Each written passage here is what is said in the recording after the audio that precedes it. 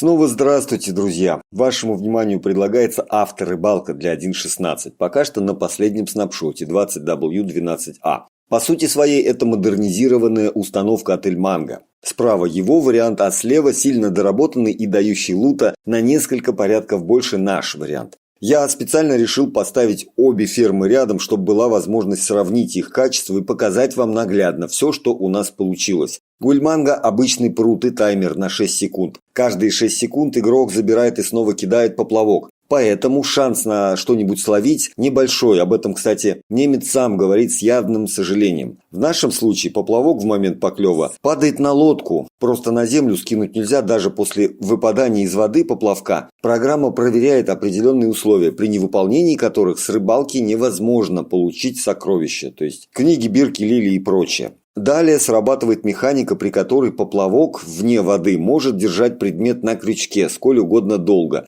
Скажем, у тебя клюет, сразу выключается таймер, включается на 1,4 секунды. В это время ты можешь получить улов при клике. А если поплавок выпадает из воды сразу после поклёва, то этот таймер останавливается и улов не исчезнет. Его можно будет получить в любой момент. Поэтому наш таймер на 16,8 секунд, кстати.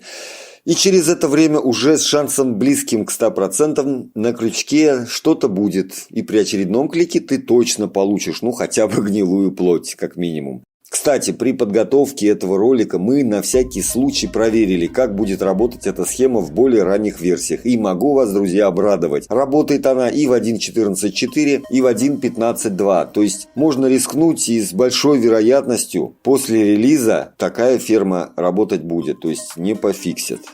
И после затянувшегося вступления давайте научимся строить наш чудо-агрегат. Сперва строим площадку размерами 5 на 7.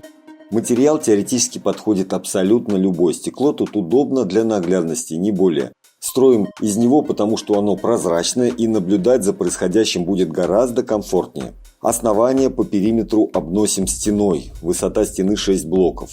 Затем при помощи 2 ведер воды создаем направленный поток, в конце которого по центру ставим воронку, направленную в сундук, в нашем случае сундук двойной. Тут при желании можно будет сделать позже автосортировку и большую часть лута раскладывать по видам, это при желании. На эту тему есть целых 3 ролика на канале, так что можете самостоятельно, если, конечно, это вам нужно, справиться с данным вопросом.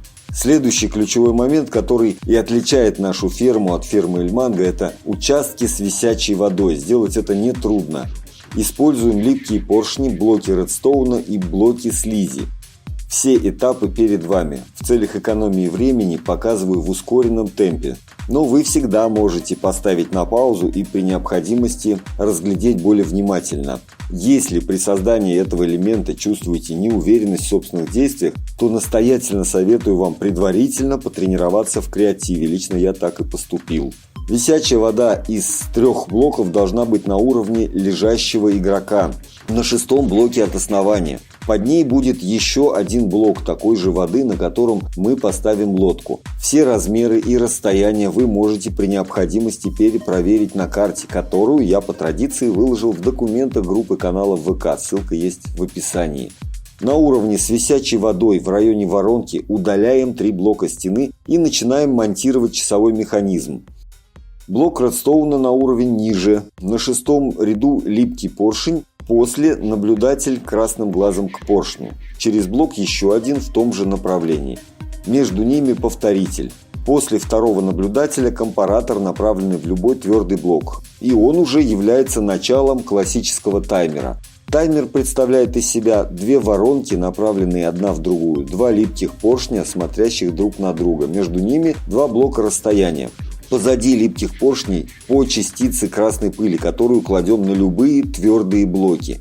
2-й компаратор так же, как и 1-й, но в зеркальном положении. К любому липкому поршню крепим блок редстоуна, а в любую из воронок загружаем, и это важно, 21 одинаковый предмет, который стакуются по 64 штуки. В точке, где персонаж будет стоять, или правильнее сказать лежать АФК, калитка и сверху люк. Люк нужен для того, чтобы быстро принять горизонтальное положение. Используем самую топовую удочку, которую вам удастся раздобыть. Открываем калитку и закидываем удочку.